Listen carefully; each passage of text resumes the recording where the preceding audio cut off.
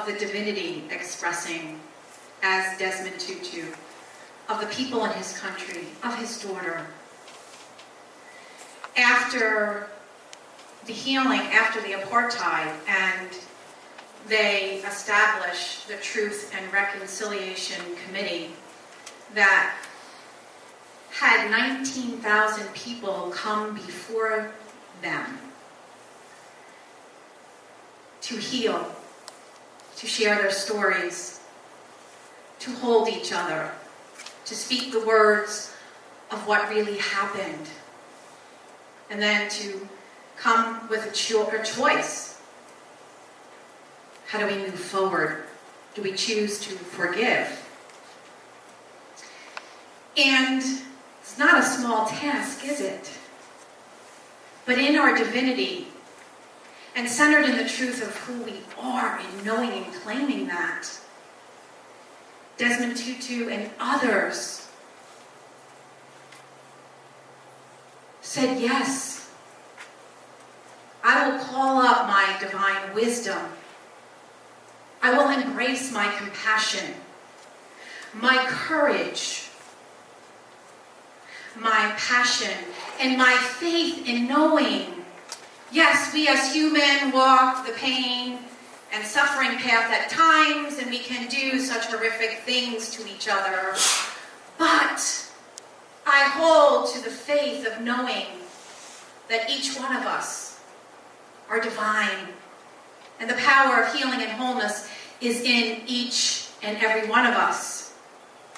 And in the Book of Joy, he shares that in those days, as he was contemplating and was going within to see how he could be used as an instrument, he said that there were days in which I wish I could erase from my mind all the horrors I have witnessed.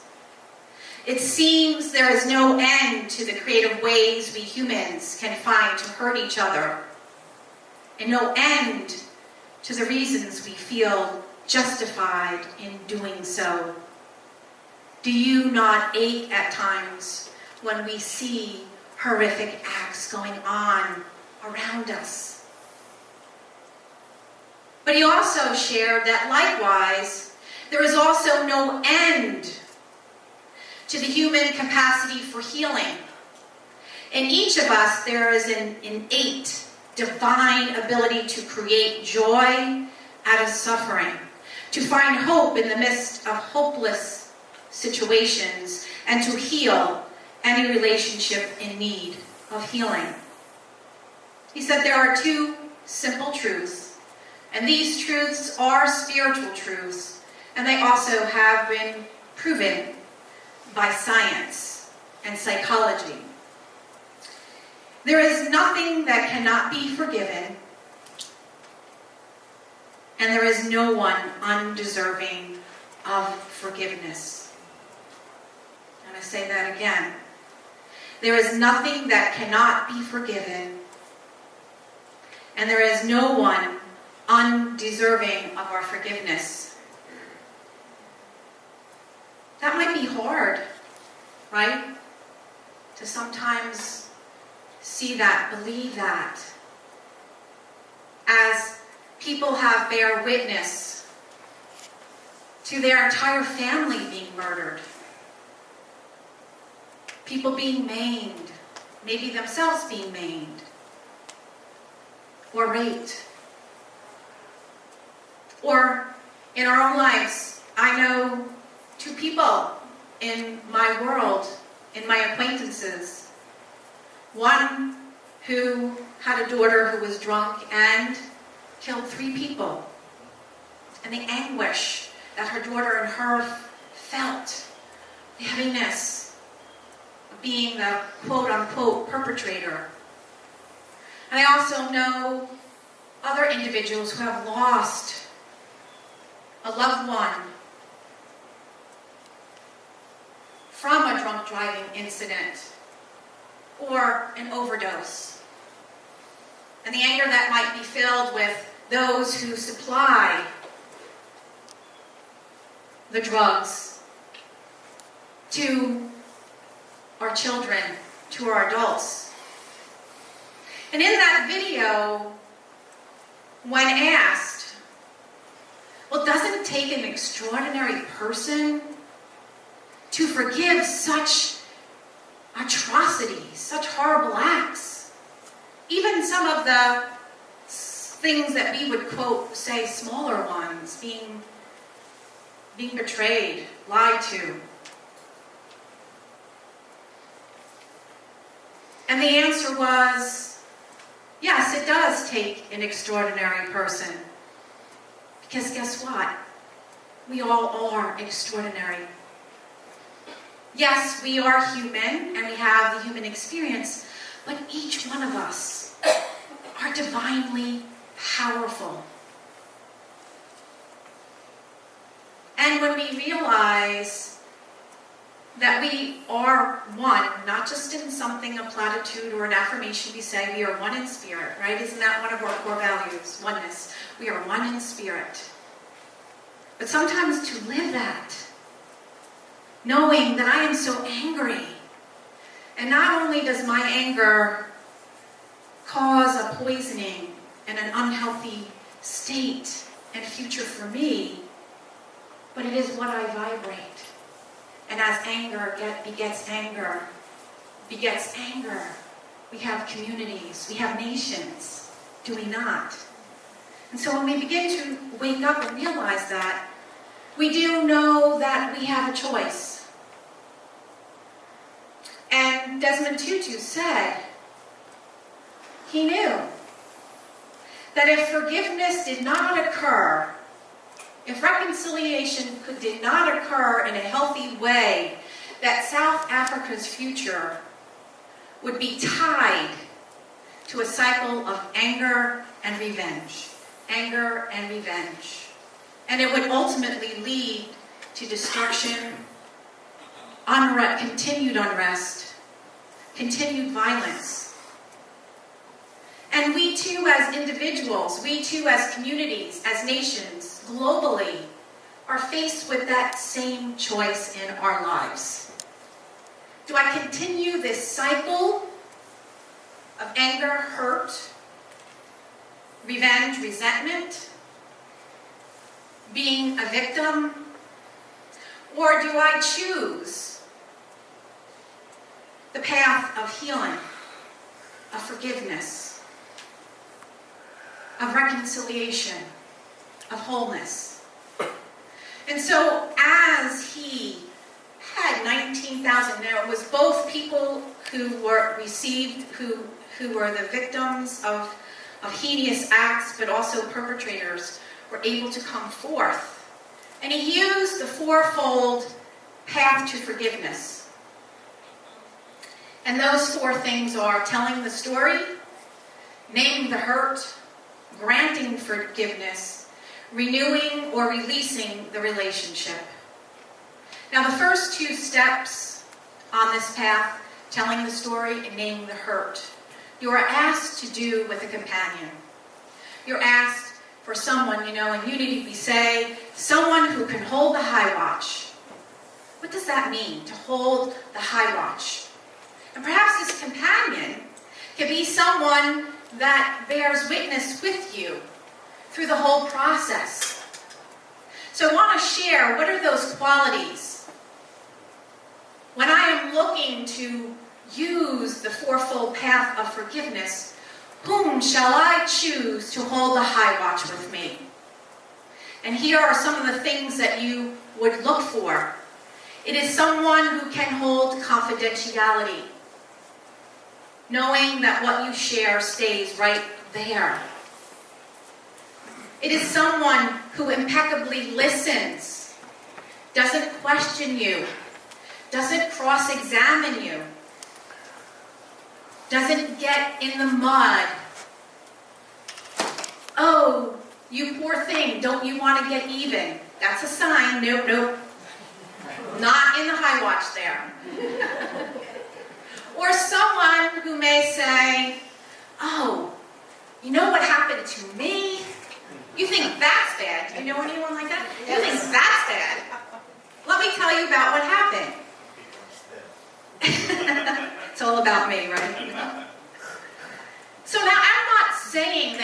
hold the high watch for that person later on, but we have to be clear of this, that this right here.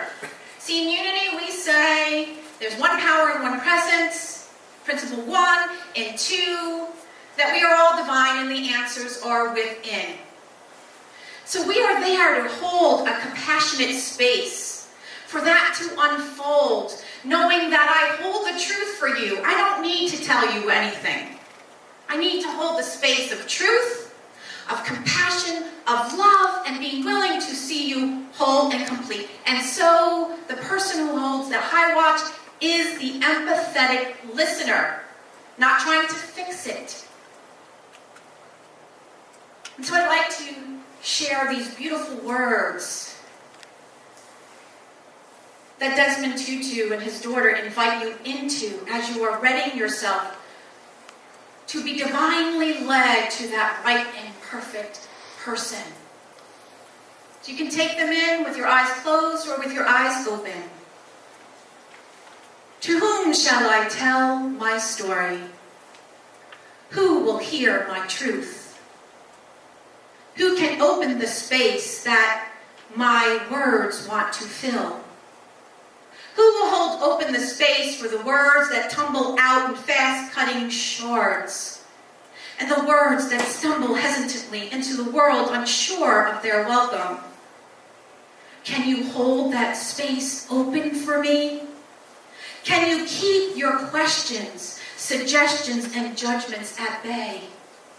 Can you wait with me for the truths that stay hidden behind my sadness, my fear, my forgetting, and my pain? Can you just hold open a space for me to tell my story? Do those words move you? Do they move you? Do you feel them in your heart? See, at the core of our being, we all want to be seen. We all want to be heard. We all want to be embraced, as I call it, warts and all. It is all good. And to have someone who could hold that with you is the most precious and valuable gift you can have. And so we move into the first step, which is telling the story. In this telling of the story, sometimes people would say, like if you give it energy, well, it's about putting the light of awareness on it. It's about looking, seeing, telling the facts as they happen.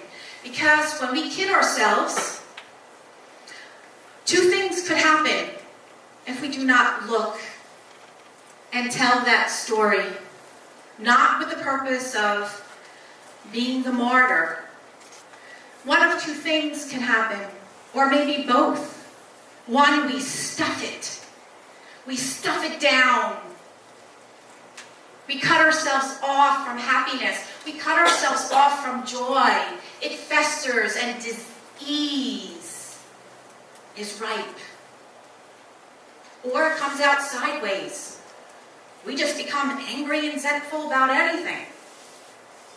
If you possibly were the experience of verbal abuse or physical abuse, wow, without that awakening, suddenly you find you are participating in that same cycle. Possibly being the verbal abuser or the physical abuser.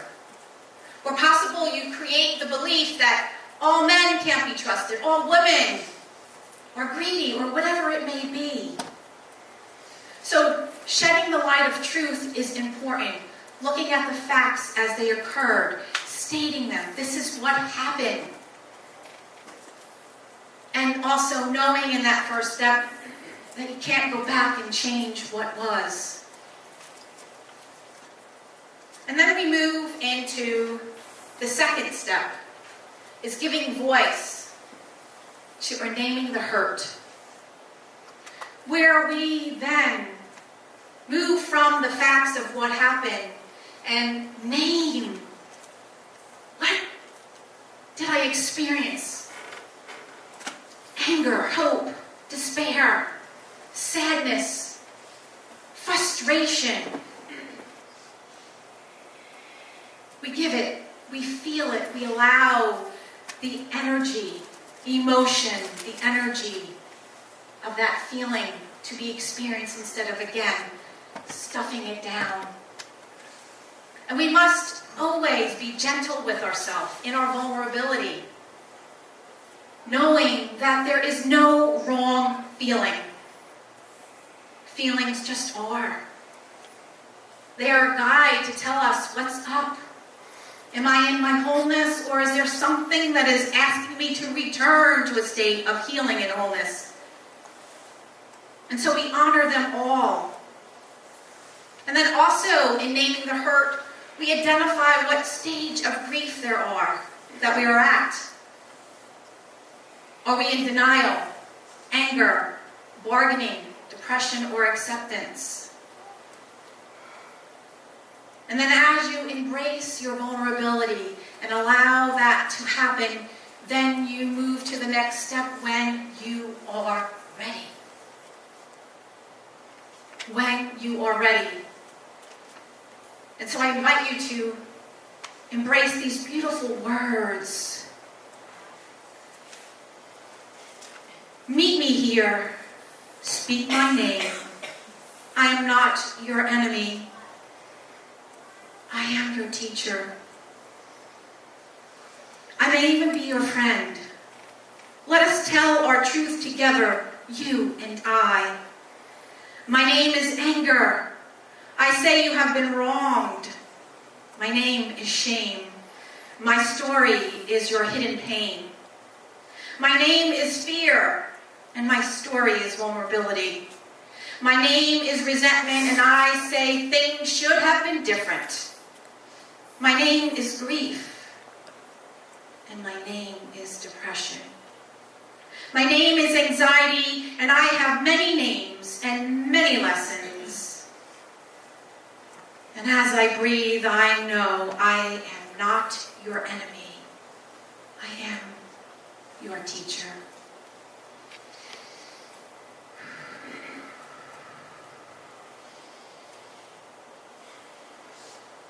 And then we move into granting forgiveness.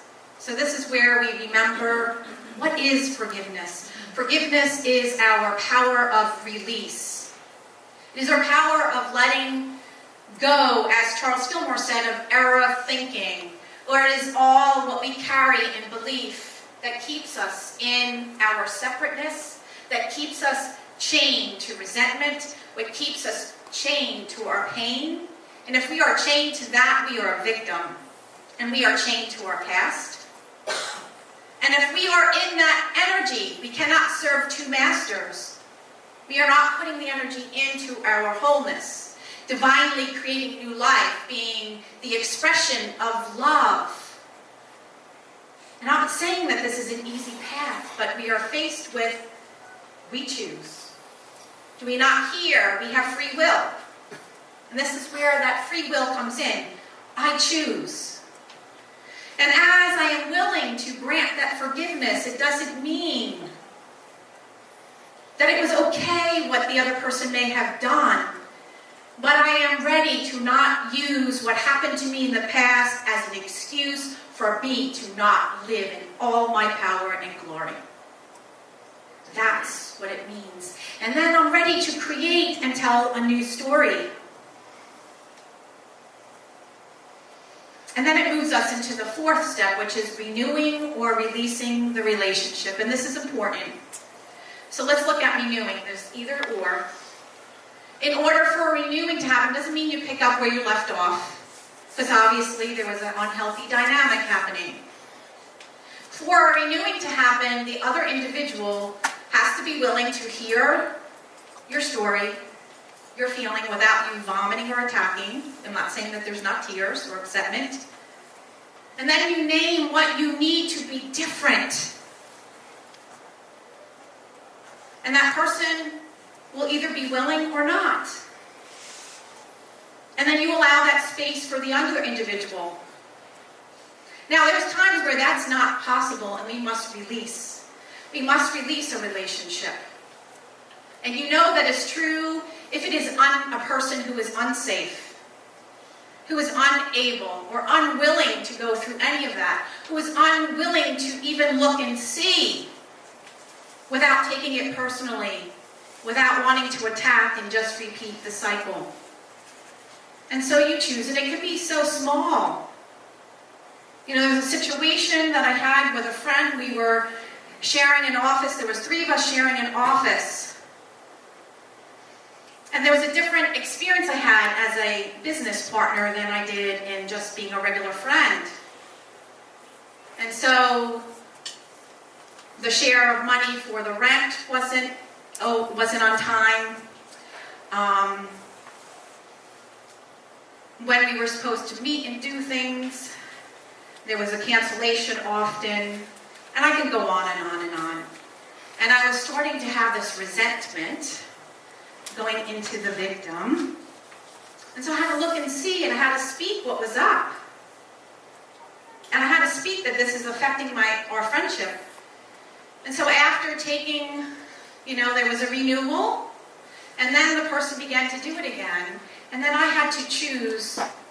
I released the business endeavor with the person, but kept the friendship. I mean, it can be so many creative ways, and only the wisdom within you knows that. And so, my friends, as we come to a close, the fourfold path to forgiveness, as given and shared in the book of Forgiving, is a powerful tool to help us end that cycle of resentment, of revenge or hurt, of playing small, being chained to our past. And it gives us that opportunity and a way forward to begin again, to be renewed, to be restored, to stand in the truth. And I know, and probably you can attest, that forgiveness is not for the faint of heart. And it is not easy. And it is also a lifelong process where we're always looking to release, where we have separated ourselves, where we are holding on to things that do not serve us. And I'd like to close with 2 things. First, Matthew 18, chapter 18, verse 21. No synchronicities, right, Angie? And the master teacher spoke. Then Peter came and said to him, Lord, if another sins against me, how often should I forgive? As many as 7 times? Jesus said to him, not 7 times, but I tell you 70 times 7. And metaphysically, 7 is the number of completion. And 70 times 7 means as many times as it takes in infinity, because it is a process. And so I close with these beautiful words. Start your own book of forgiving. Let it be a living, loving presence in your life. Here is my book of forgiving. The pages are well worn. Here are the places I pass through with ease. And here is my book of forgiving. Some of the pages are tear-stained and torn, some decorated with joy and laughter. Some of its pages are written with hope. Some are etched with despair. This is my book of forgiving. This book is full of stories and secret. It tells, it tells, how I finally broke free from being defined by injury and chose to be a creator again. Offering forgiveness, accepting that I am forgiven, choosing a world of peace. Namaste.